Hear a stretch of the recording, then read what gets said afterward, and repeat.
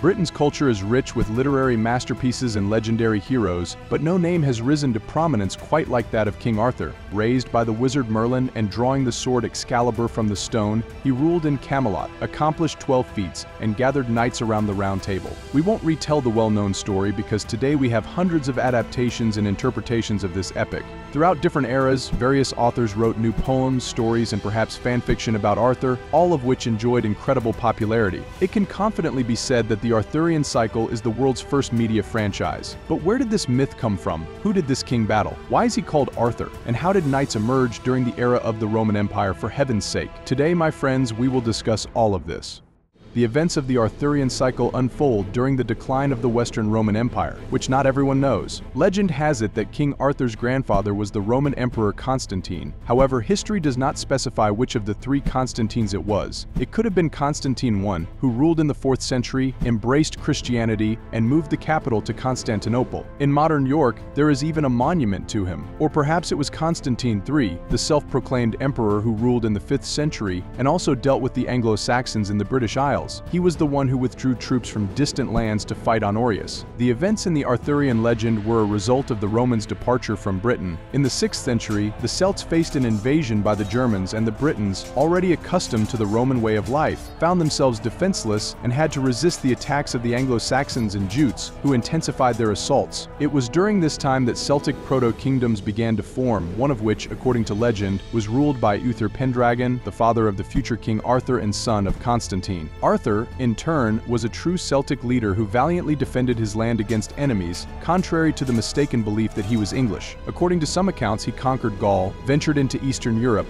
and even reached Rome. Myths about King Arthur were passed down through generations in oral tradition. He was perceived in the context of the bear goddess Artio, with Bran, the mythical guardian of Britain, and only in the 6th and 7th centuries he was first mentioned in the poem Y Gododin, where he was described as a legendary and courageous warrior. The earliest legend of Arthur emerged at the same time. Narratives of Arthur's adventures in the otherworld of Andumia and the poem Spoils of Andumau, and other pagan legends of this era could be entirely different and have no direct connection to each other. At that time, Camelot, Merlin, Excalibur, and even the concept of chivalry did not exist. Merlin, however, did exist, but his paths did not cross with those of Arthur. Arthur himself was a Celtic war leader who waged war, destroyed enemy cities, and attacked churches. Today, such a portrayal may seem unattractive, but for the Celts of the 5th century, he was a hero. There are various interpretations of his origin. Most likely, he was the son of Pendragon and pulled the sword from the stone, but perhaps not Excalibur. An interesting version suggests his connections with Alania, modern-day Ossetia, which was depicted in the 2004 film but is not popular among scholars. The modern interpretation of the legend of King Arthur emerged only in the 10th century in the Chronicle History of the Kings of Britain written by the English priest Geoffrey of Monmouth. Although this chronicle was positioned as a historical document, today it is considered more of a myth. It already features such well-known attributes as Camelot and Merlin, but they were borrowed from other Celtic legends. Merlin was initially a wise advisor to the king who died in battle. Later, his identity merged with the forest, and he became known as the Wizard Merlin. During this period, legends of knights also began to emerge, each with their own independent story.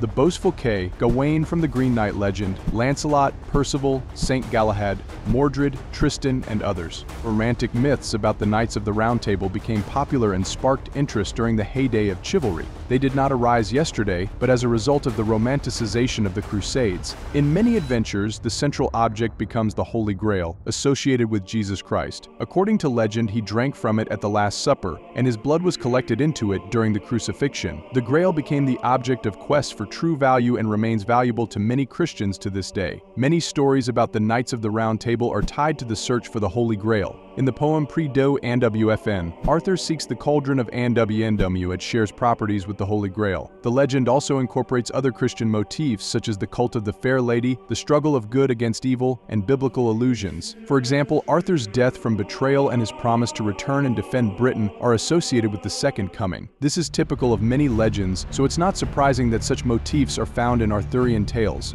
There are numerous interpretations of Arthur's story, and it is often adapted to different times and circumstances since there are no exact dates in them, starting from the roots of his legend and the struggle of the Celts with the Angles and Welsh origin, and ending with its use by English kings to embellish their symbolism and legitimize their power. They took the title of Prince of Wales partly to explain their claims to Welsh territories. Even the Tudor dynasty, asserting their claims to the throne after the War of the Roses, associated themselves with Arthur. Even Henry VII's son, named Arthur, was supposed to be called Arthur II upon ascending the throne, even though there was no evidence of the existence of the first Arthur. In the 15th century, Thomas Malory's La Morte et Arthur appears, after which the legend undergoes only minor changes. This is considered the last version of the Arthurian cycle, after which the plot was not significantly altered. English kings continued to use the legend of Arthur to adorn their palaces and attire, and poems about him remained popular even among ordinary people who passed down these tales to their children. Even prominent figures like Shakespeare reference characters and plots from the Arthurian cycle. However, the popularity of the legend began to wane in the late 17th century, after the Revolution and the establishment of constitutional monarchy in England.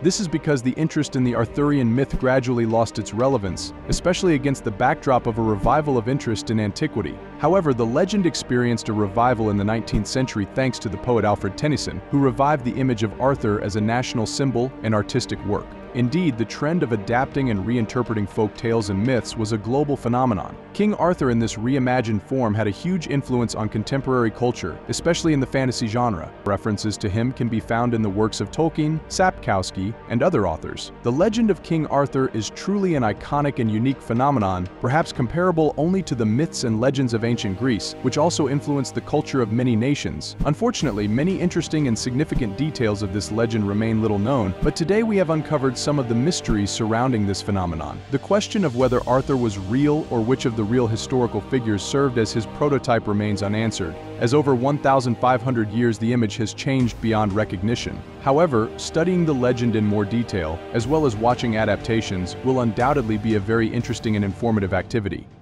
Thank you, dear friends, for joining me on this fascinating journey through history. Don't forget to subscribe to our channel so that you don't miss new videos about exciting events and facts from the past. Also, leave your comments below this video. I'm always happy to hear your thoughts, suggestions, and requests for topics for future videos. See you all again on the channel.